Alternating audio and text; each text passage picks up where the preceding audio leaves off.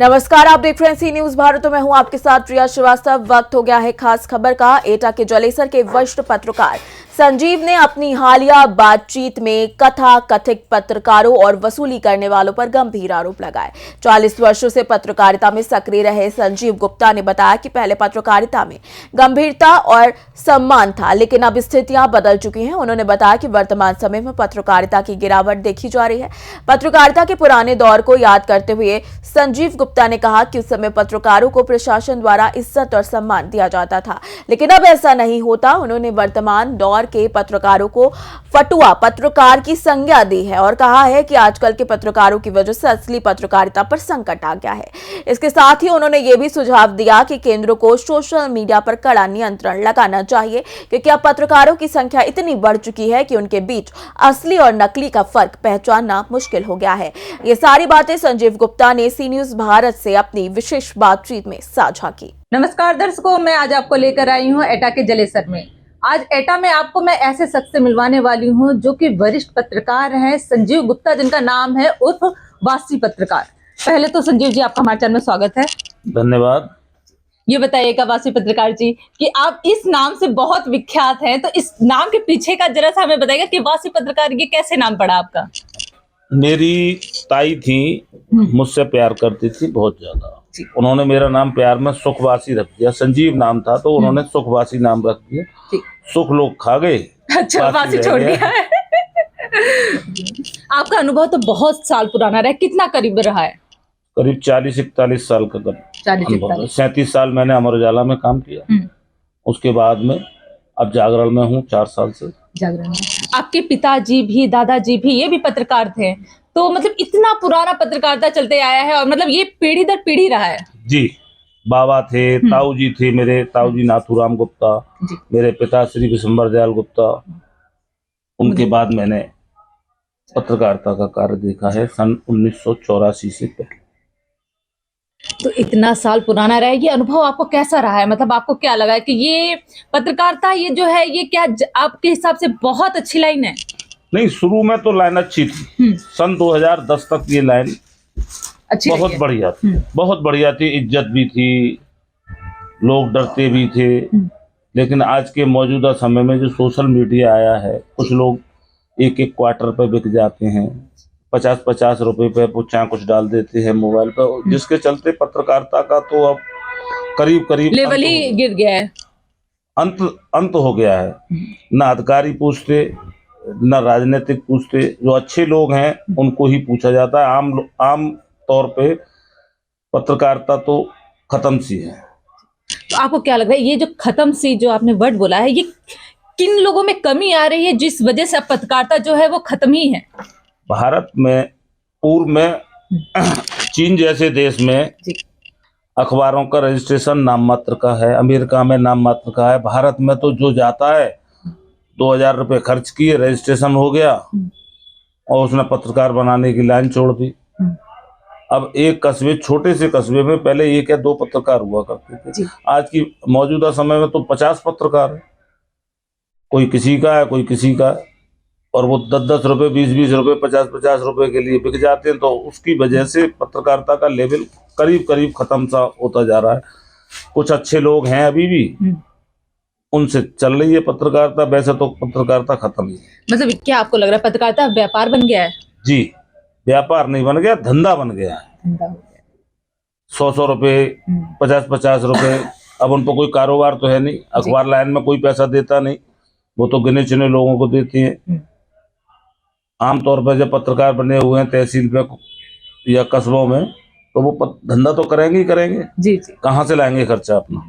पूरे दिन घूमेंगे, प्रेस पैसा दे नहीं रही, दलाली करेंगे, ब्लैकमेलिंग करके फिर अपना खर्चा निकल रहा है। जी। तो ये YouTube भी इतने सारे अब चैनल हो गए हैं, दुनिया भर के चैनल हो रहे हैं और हर दूसरा आदमी अब तो YouTube चालू करके पत्रकार अपने आप को कह रहा है, भले वो बोलने भी ना है।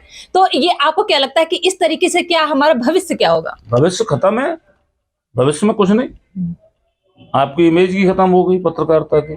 और जो वरिष्ठ पत्रकार है वो कोई आवाज नहीं उठा रहे। सरकार तो चाहती है कि पत्रकारिता खत्म हो। सरकार, अधिकारी तो ये चाहते ही हैं कि पत्रकारिता खत्म हो, जिससे कि उनका काला धंधा चलता रहे। भाई जो कोई रोक टोक करने वाला ना रहे। जी। तो ये चौथा स्तंभ जो कहा गया है, तो क्या लगा ये पिलर एकदम डगमगाया हुआ है? जी बिल्कुल 100% पिलर डगमगाया हुआ है। जो वरिष्ठ बैठे हैं वो भी पैसे के लिए ही कार्य कर रहे हैं। चाहे वो आज तक ले लो या कोई सा भी चैनल ले लो या किसी भी अखबार को ले लो, वो कहीं ना कहीं सरकार से जुड़े हुए हैं।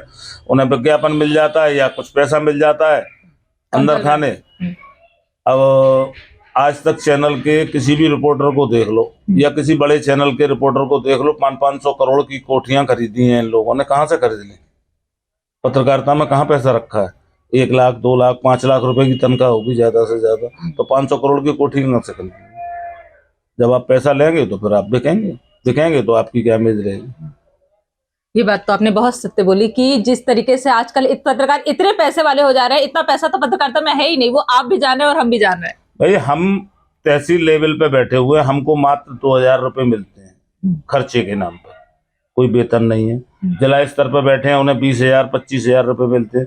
कहाँ से अरबपति हो गए भाई? कहीं ना कहीं से तो कोई गड़बड़ घोटाला है, जब ही तो पैसे वाले बनना है। तो आपको तो 40 साल हो गए और वो भी आप कोई छोटे मोटे अखबार में नहीं है, इतने बड़े बड़े आपने अखबार संभाले हैं जो कि नेशनल लेवल पे है। तो अब इसके बाद आपका खुद का ये कहना है कि ये पत्रकारिता में पैसा नहीं है, और जिस तरीके से आजकल ये धुआंधार युवा जो है पत्रकार बनते जा रहे हैं, तो इसके हिसाब से अब आपको क्या लगता है कि कुछ यूपी सरकार को, क्या पूरे गवर्नमेंट को, केंद्र सरकार को भी कुछ फैसले लेने चाहिए? सरकार पैसे क्या ले देगी? तो सरकार तो इन्हें देती है। चोर डकैत, आजकल तो आप पत्रकारों की नस्ल देखेंगी तो कोई सटोरिया था पूर्व में, कोई चोर था, कोई लुटेरा था, आज वही पत्रकार बनने बैठे, तो क्या पता। मैं एक और चीज मेरा आपसे सवाल है कि आजकल देख रहे हैं वो ठेकेदार बन गए हैं। कोई पत्रकार बीजेपी का ठेकेदार है, तो कोई सपा का ठेकेदार है, तो कोई कांग्रेस का ठेकेदार है, और ये ठेकेदारी ही कर रहे हैं और उन्हें दूसरे जो पत्रकार है वो उन्हें समझ में नहीं आते। तो आपको क्या लगता है इन पर कुछ ना कुछ कोई लगाम लगानी चाहिए? हर हालत में लगाम लगनी चाहिए। सोशल मीडिया पर तो कम से कम सबसे पहले लगाम लगेगी, जब भी कुछ पत्रकारिता का स्तर सुधरेगा। पूर्व में केंद्र सरकार के द्वारा सोशल मीडिया पर वो लगाने का प्रयास किया गया था, लेकिन फिर वो टाटा फिश होकर रह गया। अभी सरकार है तो पत्रकारिता के नाम पर अपने अपने विभागों को छूट दे देता है कि भाई पत्रकार है, पत्रकारों की इज्जत करो। लेकिन उन्हें अधिकारियों को सोचना चाहिए कि ये पत्रकार किस बात का है। सोशल मीडिया का पत्रकार है तो इसे काहे की इज्जत देते हैं? सोशल मीडिया पे तो वो अधिकारी भी पत्रकार है, वो भी एक बनाई उसने खबर डाल दी, हो गया पत्रकार।